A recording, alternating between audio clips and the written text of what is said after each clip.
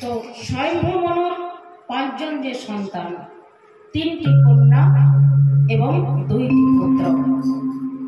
সুখদেব গোস্বামী প্রথমে কন্যাদের কথাই বলেছেন, তারপর পুত্রদের বংশের কথা বর্ণনা করেছেন। কারণ আমাদের এই সমাজটি কন্যাদের দ্বারা রক্ষিত, বাহিত এবং প্রচালিত হয়ে আসছে। কন্যারা যদি না থাকতেন তাহলে সমাজ, সন্তান, সন্ততি কিছুই হতো না। সেজন্য কন্যাদের ভূমিকাটি বিশেষ। কন্যাদের দায় দায়িত্ব একজন পুরুষের থেকে 6 গুণ বেশি। কারণ কন্যারাই হলেন সন্তান দানের আপদ, কন্যারাই হলেন সমাজ গঠনের কারখানা। সেজন্য কন্যাদের ভূমিকাটি সব থেকে বিশেষ।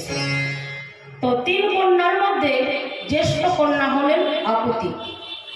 আকুতির বিবাহ মহর্ষি রুচির সঙ্গে দিলেন এবং দেবহূতি যখন বিবাহযোগ্যা হলেন। দেখুন, কন্যাদের একটা বিবাহের সময় থাকে। তো কন্যারা যখন বিবাহযোগ্যা হন তখন মাতা পিতার একটা চিন্তার কারণ হয়। কারণ কন্যাকে সৎ পাত্রে দান করতে হবে। কন্যা যদি অসৎ পাত্রে পড়ে তাহলে মাতা পিতাকে সারা জীবন দুঃখ যন্ত্রণা ভোগ করতে হয়। সেজন্য মাতা পিতারা সৎ পাত্রের অনুসন্ধান করেন, খোঁজ খবর করেন। তো দেবহূতি যখন বিবাহযোগ্যা হলেন তখন দেবঋষিপাদ নারদ স্বয়ম্ভু মনুর কাছে প্রস্তাব দিলেন যে মনু, ব্রহ্মার পুত্র কর্দম ঋষি এই দেবহূতির জন্য উপযুক্ত পাত্র। ব্রহ্মা যখন কর্দম ঋষিকে আদেশ করলেন যে পুত্র তুমি প্রজা সৃষ্টি করো, তখন কর্দম ঋষি পিতৃ আজ্ঞা মস্তকে নিয়ে মনে মনে চিন্তা করলেন যে পিতাদের তো সন্তান জন্ম দিতে বললেন, তো সেই সন্তান যেন সুসন্তান জন্ম দিতে পারে।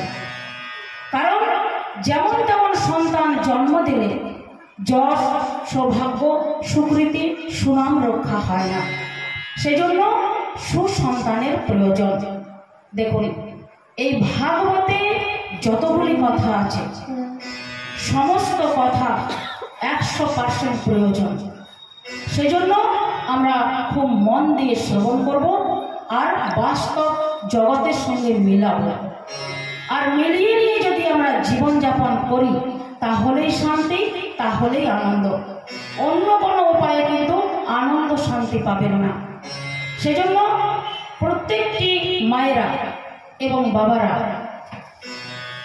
আপনারা সকলেই খুব মন দিয়ে শ্রবণ করুন আর বাস্তব জগতের সঙ্গে মিলান। আর মিলিয়ে নিয়ে যদি জীবনযাপন করেন তাহলেই আনন্দ, তাহলেই শান্তি। অন্য কোনো উপায়ে কিন্তু আনন্দ শান্তি পাবেন না। তাই কর্দম ঋষি মনে স্থির করলেন যে সন্তান যখন জন্ম দিতেই হবে তখন যেন সুসন্তান জন্ম দিতে পারে। সেজন্য তিনি তপস্যা করতে চলে গেলেন। শাস্ত্রে বলছেন, পুণ্যাং তীর্থে কীর্তনে যে না তাপ কার্পয়তি দুষ্কর্ম তৈর্য পুত্র ভবিত বস্য সমৃদ্ধি ধার্মিক। দেখুন, যে ব্যক্তি কঠোর তপস্যা করেছেন তারই সন্তান সুসন্তান হয়, যশস্বী হয়, প্রতিষ্ঠিত হয়, পিতামাতা বশীভূত থাকেন, পিতৃ সম্পত্তির মালিক হন। যেটাকে সহজ কথায় বলেন যে পিতার পুণ্যে পুত্রের জয়, এক কথায়। তো কর্দম ঋষি তপস্যা করতে চলে গেলেন বিন্দু সরোবর নামক এক স্থানে। সেখানে তিনি কঠোর দুষ্ট তপস্যা করলেন। এমন তপস্যা তিনি করলেন যে সেই তপস্যায় ভগবান নারায়ণ প্রসন্ন হয়ে দর্শন দিলেন। বললেন, বরং গৃহী চাও? কর্দম ঋষি শুধু মস্তক নিচু করে প্রণাম করলেন। ভগবান বললেন, তোমার বলার কোনো প্রয়োজন নেই, কারণ আমি জানি সাধুগুরু বৈষ্ণবকে কিছু বলার প্রয়োজন হয় না, শুধু পড়ে গেলেই অধিকার অনুযায়ী তাদেরকে কৃপা করেন। বলেন, তোমার বলার কোনো প্রয়োজন নেই, আমি জানি, আমি সমস্ত কিছু ব্যবস্থা করে রেখেছি। বলেন, কিছুদিন পর আদিরাজ স্বয়ংভূ মনু নিজ কন্যা দেবহূতিকে তোমার এই তপস্যা স্থলে নিয়ে আসবে আর বিবাহের প্রস্তাব দেবেন। তুমি দেবহূতিকে বিবাহ করো, আর আমি তোমার পুত্র রূপে জন্মগ্রহণ করব। বলো ভক্তবৎসল ভগবান কি। দেখো, পুত্র তো পুত্র, একেবারে ভগবানই পুত্র হয়ে জন্মগ্রহণ করবেন, এর থেকে বেশি আর কি চাই? ভগবান আশীর্বাদ দিয়ে চলে গেলেন। এদিকে কর্দম ঋষি সেই বিন্দু সরোবর নামক স্থানে কর্ণকুটিরে খোলা আকাশে তিনি তপস্যা করতে লাগলেন আর সময়ের প্রতীক্ষা করতে লাগলেন। দেখুন, সময়ের আগে কিছু হয় না, ছটফট করলে কিছু হবে না। দিন সময় হলো। একদিন দেবঋষিপাদ নারদ বাবা স্বয়ংভূ মনুর কাছে গিয়ে প্রস্তাব দিলেন যে, মনু, এই বাস্তব জগতে কর্দম ঋষি থেকে ভালো এবং সৎ পাত্র আর কেউ নেই, কারণ তিনি নারায়ণকে তপস্যার দ্বারা বশীভূত করে রেখেছেন। যোগ অসহ্য অনিবাদী, অষ্টসিদ্ধি নবনিধি তার হাতের মুঠোয়। নারদ বাবার প্রস্তাবটি স্বয়ংভূ মনু স্বীকার করে নিলেন, মেনে নিলেন। নারদ বাবা দেখলেন যে কন্যার পিতা তো সমত, কিন্তু যিনি বিবাহ করবেন তারও তো একটা মতামতের প্রয়োজন আছে, কারণ কারোর সাথে জোর করে বিবাহ দেওয়াটা শাস্ত্রের সম্মত নয়। সেজন্য যিনি বিবাহ করবেন তার একটা মতামত চিরকালই আছে। তো নারদ বাবা চলে গেলেন দেবহূতির কাছে, আর দেবহূতির কাছে গিয়ে কর্দম ঋষির গুণাবলী কীর্তন করলেন। যা যা তার মধ্যে বৈশিষ্ট্য গুণ আছে সব দেবহূতির কাছে গিয়ে বললেন। দেবহূতি মাথা নেড়ে সম্মতি দিলেন। নারদ বাবা দেখলেন যে কন্যা এবং কন্যার পিতা দুজনেই সম্মত আছে, আর কোনো অসুবিধা নেই, এখানে বিবাহ দেওয়া যেতে পারে। এদিকে কর্দম ঋষি তিনি তপস্যা ছেড়ে দিয়ে বিবাহ করতে আসবেন না বাবু।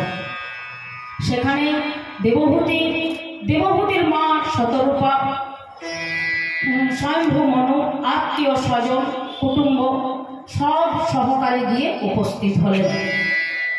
রাজা যখন যাচ্ছেন, হাতি ঘোড়া পালকি বাজ বাজনা সৈন্য সামন্ত সব সহকারে সেই তপস্যা স্থলে গিয়ে উপস্থিত হলেন।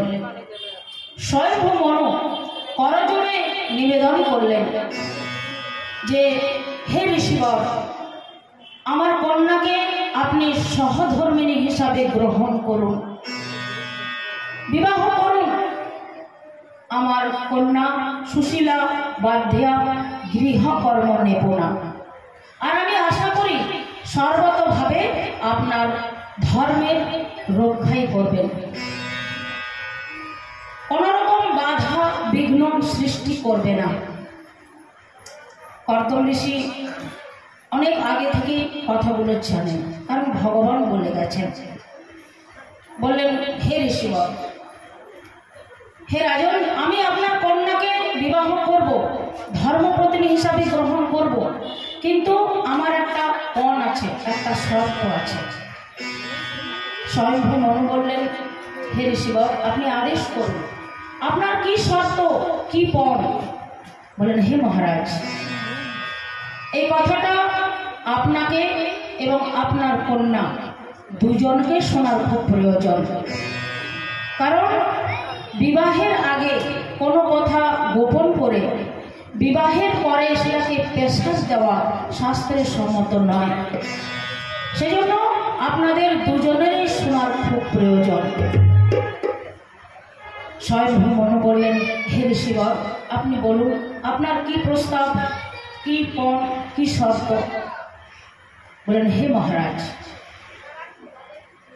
বিবাহের পর যতদিন আমার মন চাইবে আমি আপনার কন্যার সঙ্গে সংসার করব। যেদিন আমার মন চাইবে না সেদিন আমি এই সংসার ত্যাগ করে তপস্যা করতে চলে যাব। সেদিন যেন কোনো রকম বাধা বিঘ্ন সৃষ্ট না হয়। দেবভূতি মাথা নেড়ে সম্মতি দিলেন। বললেন, হে ঋষিবর, আমি কখনোই আপনার তপস্যার অন্তরাল হব না, বাধা বিঘ্ন সৃষ্টি করব না। ভাবুন, সৃষ্টির প্রথম বিবাহ, আর তখন থেকে কিন্তু এই কথাগুলি বলা আছে। তো শর্ত যখন হয়ে গেল, বিবাহ সম্পন্ন হলো। স্বয়ংভূ মনু চন্দ্র সূর্য অগ্নিকে সাক্ষী করে বেদত্ত মন্ত্র উচ্চারণ করে দেবভূতিকে কর্দম ঋষির হাতে সম্প্রদান করলেন। সম্প্রদানের অর্থ কি?